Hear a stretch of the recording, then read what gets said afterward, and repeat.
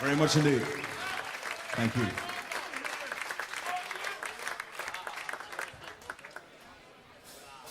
Folks, the band, please give him a big hand on the bass guitar. Little T, Mr. Tenny Tahamat on the bass for you out here tonight.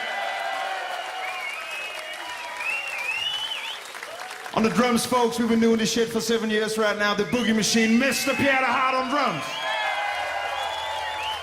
That's a little thing we call blues lessons, this one, all right? We're gonna do it for you right now.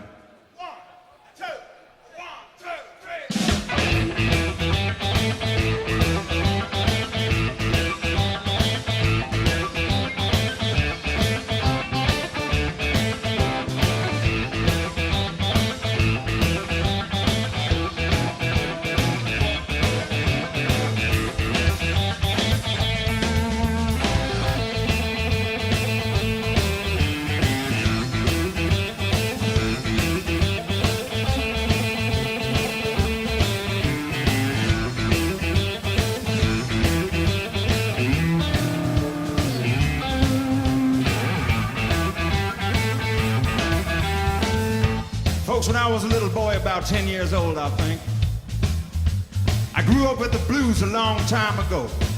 Because my daddy had this big record collection, folks, and let me tell you one thing. It ain't nothing but the blues, he told me once, and that's the story of my life, I think. We've been recording our own songs, folks, but the blues is a kind of music form, and it never gonna let you go no matter where you're gonna go, folks. And I guess one of the first guitar blues players I heard in a long time. He came from the South, where all the great bluesmen came from, but this one had a special kind of feeling on his guitar. He had this big black Gibson guitar with an ES335, a black guitar, and he named this guitar, he called him Lucille, this guitar. And I'd like to demonstrate you now a little riffing and a little playing about this, one of the greatest blues players of all times.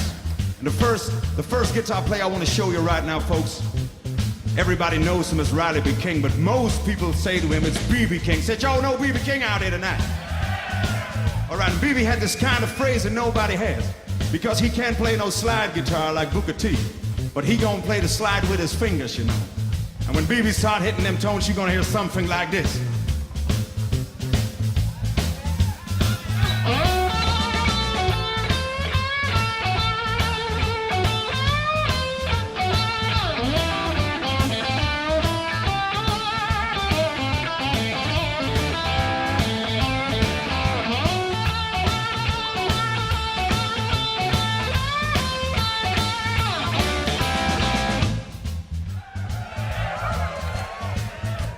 All right, folks, all right. But then, one day I walked downstairs and I said to my daddy, I said, I heard all that B.B. King guitar. I said, I need myself another guitar player. He said, I got another one for you, he told me. And there was this huge man, ladies and gentlemen, he was smoking a pipe. He had that flying V guitar strapped across his back. And his name was Albert King, y'all. And everybody plays Albert King. If you listen to Stevie Ray Vaughan, ladies and gentlemen, I tell you, it's all Albert King. And even Stevie said it was true. So, but Albert, he had a different kind of playing, folks. Because he was a big man, he had big, strong hand. Because he was a bulldozer driver during the week. And when he started playing the blues, man, your head gonna rip off your spine. I can tell you that. I saw him once, ladies and gentlemen, and he had a different style. He played with his fingers. He didn't play much, but the hell he played, folks. I'm gonna do it for you right now.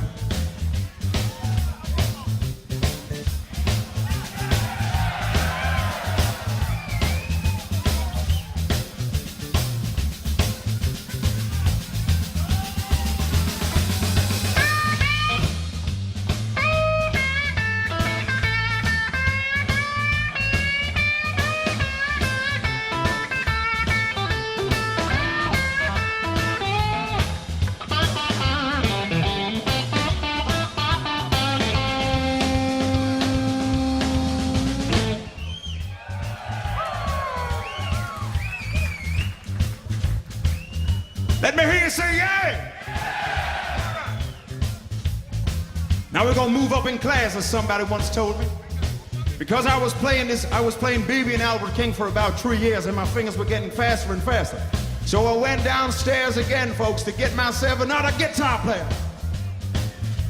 And I said to my dad, I said, man, I gotta have another one. He said, that's all right, Julian, sit down in my big brown chair and I'll tell you who it is. And then came this album, ladies and gentlemen. An album called A Man and His Blues.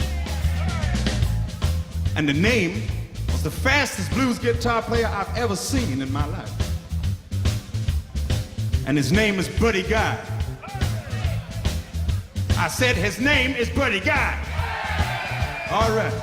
And when Buddy started playing the blues, man, you don't know what you're going to. Goes something like this. Everybody ready? All right, here I come.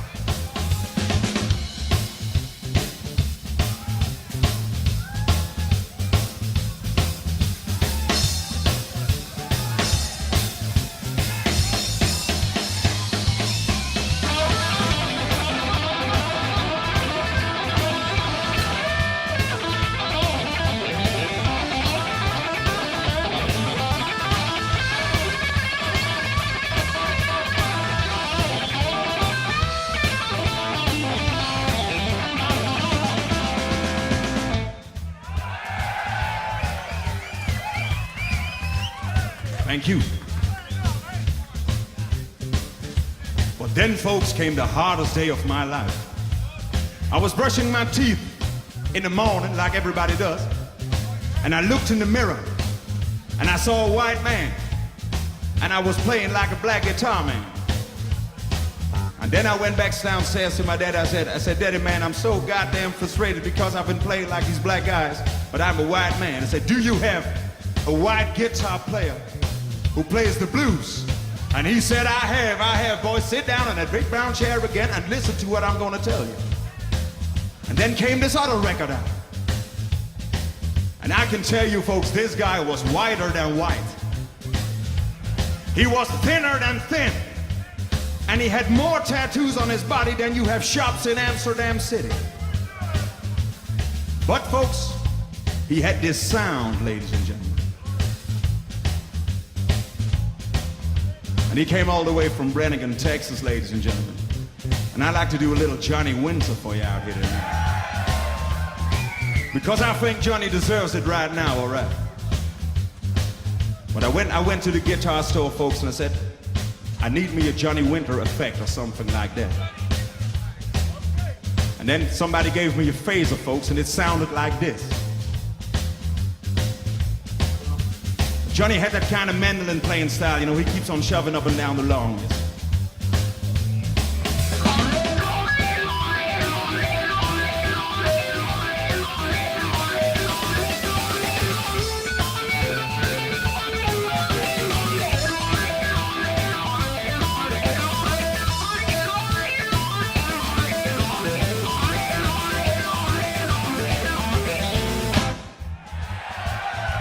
Thank you.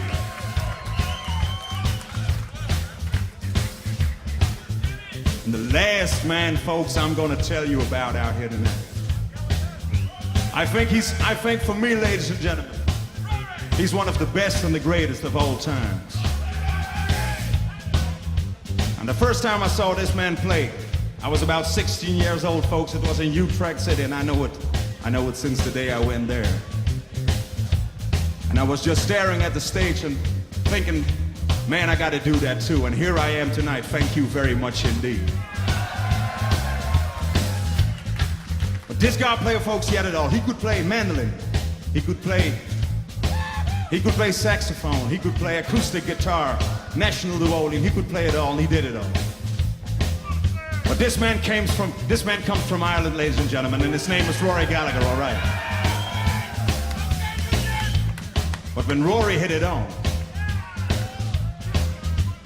it just shattered the earth. But he had that sound, folks. I'm going to do it to you. Listen.